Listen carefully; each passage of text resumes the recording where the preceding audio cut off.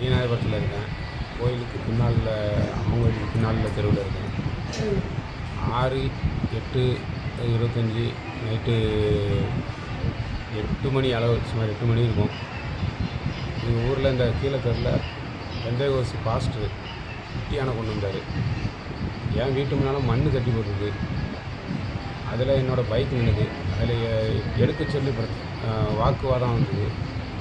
என்னை வந்து அடித்து கீழே தள்ளி விட்டு, எனக்கும் அவருக்கும் வாக்குவாதத்தில் அடித்து கீழே தள்ளி விட்டு, என்னையே வந்து பல்லக்கு தேவடியமான உனக்கு என்னால் இவ்வளோ திமுறா அப்படின்னு சொல்லி என்னையை அடித்து கீழே தள்ளி விட்டுட்டு என்னோடய பிடிக்க வந்து என்னோடய ஒய்ஃபையும் அடித்து விட்டாங்க. அடித்து இப்போ நான் ஜிஹெச்சில் அட்மிஷன் போட்டு உள்ள ஜிஹெச்சில் ட்ரீட்மெண்ட் எடுத்துக்கிட்டு இருக்கேன். அரசு மருத்துவமனையில் உள்நோயாளியாக சிகிச்சை பெற்றுக்கொண்டு இருக்கேன்.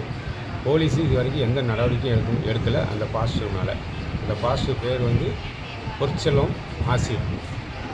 அடித்த டிரைவர் பேர் வந்து அவர் பேர் வந்து தெரியல எனக்கு. ஆமாம், குட்டியான டிரைவர். உங்கள் பேர்? 2 பேரும் சேர்ந்து நீ அடிச்சு இந்த மாதிரி. பேர்? என்னோடய பேர் வந்து பெரியராஜ். வசந்தகுமார், இந்து மக்கள் கட்சியின் மாநில செயலாளர்.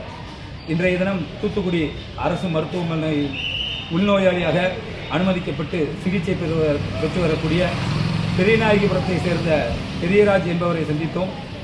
தூத்துக்குடியில் தொடர்ந்து நடைபெற்று வரக்கூடிய மதமாற்ற சக்திகளினுடைய ஆதிக்கம், இங்கே இருக்கக்கூடிய கிராமப்புறங்களில் பட்டியலின சமுதாய மக்களை தொடர்ந்து குறிவைத்து இங்கே நடத்தப்படக்கூடிய மிக கொடூரமான ஒரு மதமாற்ற செயல்.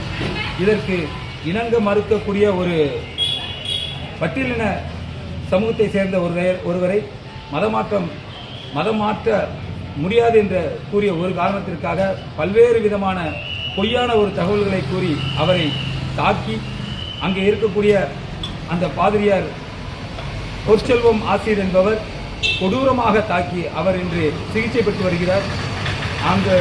அந்த பொற்செல்வம் ஆசிர் என்பவர் பெரியநாயகிபுரத்தை சேர்ந்தவர் அல்ல.